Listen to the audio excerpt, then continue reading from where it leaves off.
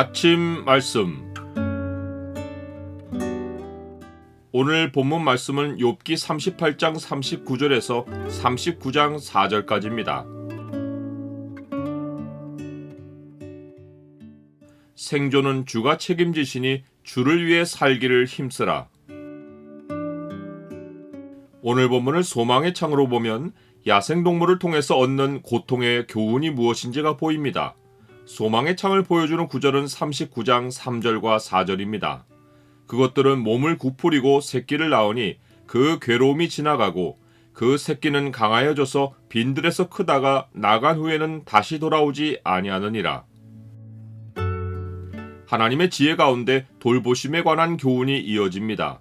앞 본문에서 사자와 까마귀 새끼가 언급된 것은 야생동물 가운데 가장 강한 것과 가장 약한 것을 한 쌍으로 묶어 야생동물 전체를 표현한 것입니다.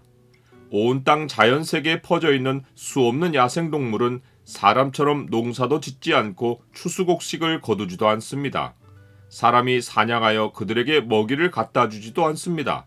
사람이 젊은 사자의 식욕을 채우려면 자기 일을 다 내려놓고 그 일만 전념해도 시간이 모자랍니다. 그러나 하나님은 사자에게 먹이를 구할 지혜를 주어 굴에 엎드리며 숲에 앉아 숨어 기다리게 하십니다. 사자는 힘으로 먹이를 구하지만 약하디 약한 까마귀 새끼는 어미가 먹이를 물어다 주지 않으면 죽습니다. 그런데 까마귀는 사자가 먹다 남은 음식을 물어다가 새끼를 먹입니다. 야생동물 안에 상생의 구조가 있습니다. 그렇다고 야생동물이 하나님이 주시는 지혜가 없이 본능으로 상생하는 것이 아닙니다. 하나님은 까마귀 새끼가 먹을 것이 없을 때 허우적거리는 몸짓으로 하나님을 향해 부르짖도록 지혜를 주셨고 하나님은 그것을 위하여 먹이를 마련해 주십니다. 하나님이 사자나 까마귀 새끼를 위하여 먹이를 마련하시는 방식은 간단하게 일어나지 않습니다.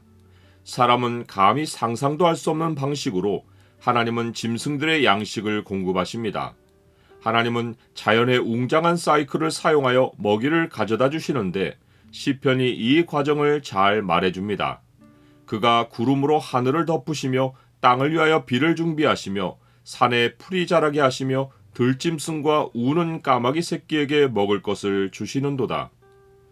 야생동물을 먹이시는 하나님의 손길에서 우리가 배우는 지혜는 여호와는 말의 힘이 세다 하여 기뻐하지 아니하시며 사람의 다리가 억세다 하여 기뻐하지 아니하시고 여호와는 자기를 경외하는 자들과 그의 인자하심을 바라는 자들을 기뻐하시는도다 라는 것입니다.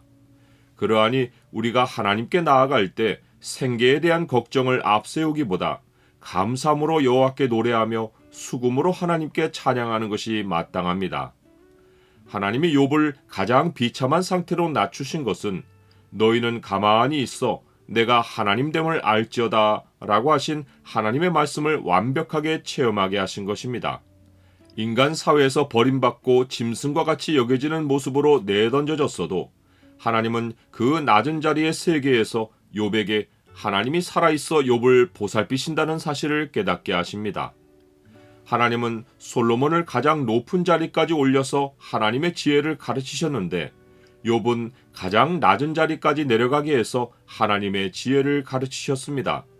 하나님은 높은 곳과 낮은 곳에 있는 하나님의 지혜를 기록하게 하려고 이들을 도구로 선택하여 사용하셨습니다. 그러나 이들의 경험도 우리 주 예수 그리스도의 고난과 영광에 비하면 예표에 불과합니다. 하나님은 사자와 까마귀 새끼만 아니라 산염소와 암사슴이 새끼를 낳는 모습을 통해서도 하나님의 보살핌에 관한 지혜를 가르치십니다. 여인이 아이를 낳는 것은 일반의 사람이 몸으로 겪는 최고의 고통입니다. 아이를 낳은 후에는 산모도 기력을 잃고 아이도 장시간 돌봄이 필요합니다. 그런데 산염소나 암사슴은 몸을 구부리고 새끼를 낳은 후에 괴로움이 지나가고 새끼는 강해져서 빈들에서 크고 나간 후에는 다시 돌아오지 않습니다.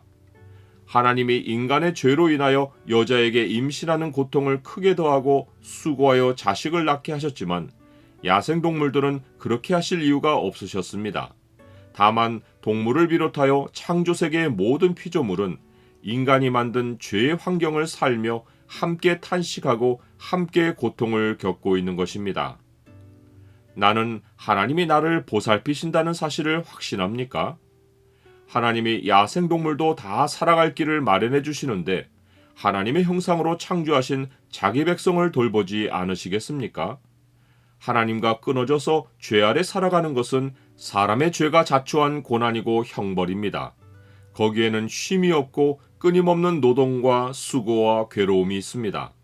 그러나 하나님 품으로 돌아와서 하나님을 아버지로 부르는 하나님의 자녀는 하나님이 돌보십니다. 잠시 겪는 고통이 주는 교훈은 내 손으로는 생존조차 불가능하고 오직 하나님을 의지할 때 희망이 있고 살 길이 있다는 것입니다. 그러므로 염려하여 이르기를 무엇을 먹을까, 무엇을 마실까, 무엇을 입을까 하지 말라. 이는 다 이방인들이 구하는 것이라. 너희 하늘 아버지께서 이 모든 것이 너희에게 있어야 할 줄을 아시느니라.